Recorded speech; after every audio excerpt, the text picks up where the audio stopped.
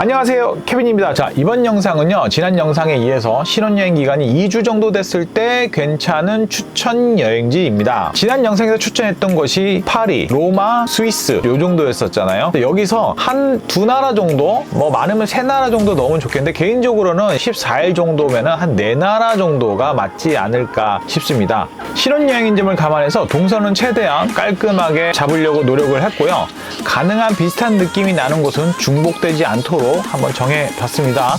한국 유럽 직항이 뜨는 도시를 살펴보면요, 뭐 런던, 파리, 프라하, 프랑크푸르트, 바르셀로나, 마드리드, 이스탄불, 로마 뭐 이 정도인 것 같은데, 이 인아웃을 잡을 때 이 직항이 뜨는 도시를 잡으면 좀 편하겠죠. 보통 인기가 많은 인아웃지가요, 런던 인, 파리 아웃 요 경우가 이제 보편적으로 인기가 많은 편이라서요. 저 역시 런던 인, 파리 아웃을 잡고 나머지 나라를 선택해서 한번 동선을 만들어 보도록 하겠습니다. 제가 픽한 나라는요, 런던, 스코틀랜드, 산토리니, 그리고 파리 또는 로마 아웃 일정입니다. 런던 한 3일에서 4일 정도, 스코틀랜드 하루에서 한 이틀 정도, 산토리니 3일에서 4일 정도, 파리가 한 5일에서 한 6일 정도, 이런 식으로 잡으면은 전체적으로 동선이 무난하게 이어질 것 같고요. 제가 1편에서도 말씀드렸다시피 유럽의 중세 느낌 나는 도시를 선정할 때 저는 에딘버러를 거의 1순위로 선택하거든요. 특히 런던을 방문했다 그러면요, 거리가 상당히 가깝기 때문에 기차나 아니면 비행기로 에딘버러를 방문하는 것을 추천드립니다. 자, 그리고 유럽의 대표 여행지인 산토리니를 여행기간이 7일 정도일 때는 추천을 하지 않았지만 보름 이상 된다 그러면요, 산토리니를 안 갈 이유가 전혀 없습니다. 특히 런던에서 산토리니로 가는 직항편이 있기 때문에 이거 왜 안 이용해요? 예전에 직항편이 없을 때는요, 뭐 아테네로 갔다가 아테네에서 다시 갈아타고 산토리니 가고 이랬었는데, 요즘엔 저가 항공들 많이 있잖아요. 영국 여행하시고 그리고 산토리니로 가는 일정, 이거 괜찮을 것 같습니다. 산토리니가 끝난 후에 아웃지로는 로마 또는 파리를 추천해 드려요. 로마나 파리를 추천하는 이유는요, 유럽에서 방문해야 될 투어리스트 애트랙션이 가장 많은 여행지가 바로 로마랑 파리입니다. 무엇보다도 쇼핑이 잘 되어 있죠. 여성분들 쇼핑 좋아하시죠?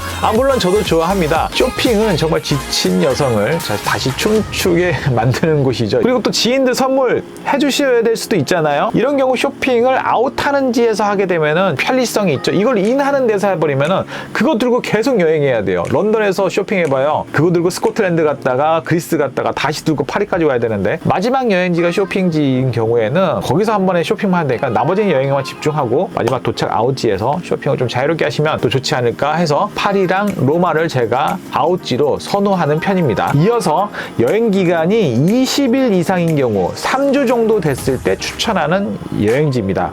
사실 여행 기간이 18일 정도, 한 보름 이상, 16일, 17일이 넘어가게 되면요, 이제 거의 배낭여행 수준이에요. 이렇게 여행이 장기간 이어질 경우에는요, 중간중간에 꼭 휴식을 해야 되는 타임들이 들어가야 됩니다. 계속 여행하면요, 이거 정말 브레이크 없는 자동차 운전하는 거랑 똑같아요. 마지막 가가지고 아웃되는 장소에 가가지고 퍼져가지고 거기는 거의 보지도 못하는 경우도 많이 있습니다.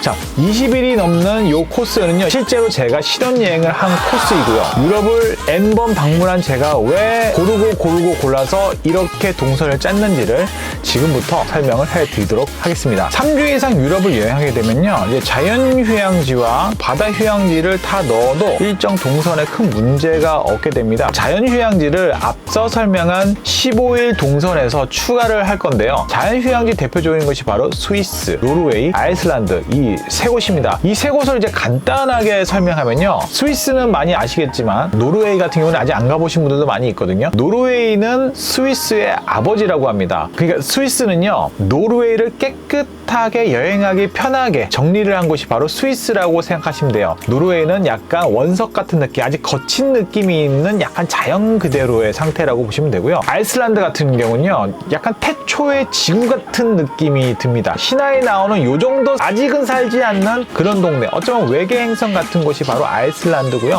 노르웨이는요, 인간은 살지 않고 이제 막 요정들이 사는 그런 이쁜 동네가 이제 노르웨이인 것 같아요. 그리고 스위스는 인간이 사는 예쁜 동네가 이제 스위스인 것 같고요. 제가 결정한 신혼여행 코스는요, 런던인 스코틀랜드, 아이슬란드, 산토리니, 베네치아, 피렌체, 로마, 파리 이렇게 총 8도시를 방문을 했습니다. 신혼여행지는요, 이 살면서 계속 화제가 돼요. 너 신혼여행지 어디 다녀왔어? 너 신혼여행지 어디 다녀왔어? 이렇게 계속 살면서 화제가 되기 때문에 개인적으로는 정말 스페셜한 여행이었다는 느낌을 만들고 싶었어요. 그래서 아이슬란드를 제가 넣었고요. 이와 동시에 대척점에 되어 있는 산토리니를 넣었습니다.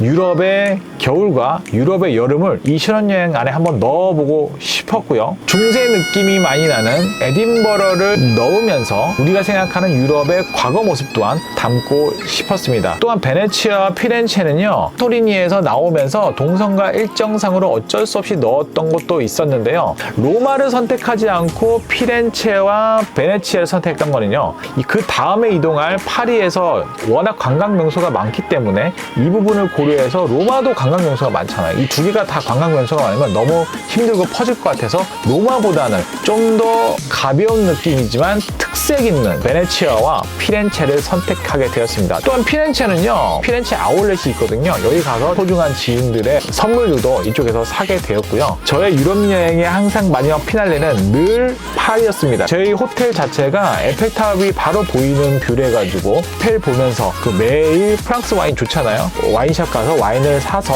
매일 에펠 보면서 에펠 야경 보면서 와인을 먹었던 그런 또 아름다운 또 추억도 또 이때 가지게 되었습니다. 혹시라도 유럽으로 신혼여행지를 계획하신 분들이 이 영상을 보셔서 좀 도움이 됐다 그러면 개인적으로 정말 뿌듯할 것 같고요. 저는 케빈이었고요. 다음번 영상에 다시 또 좋은 영상으로 찾아뵙도록 하겠습니다. 감사합니다.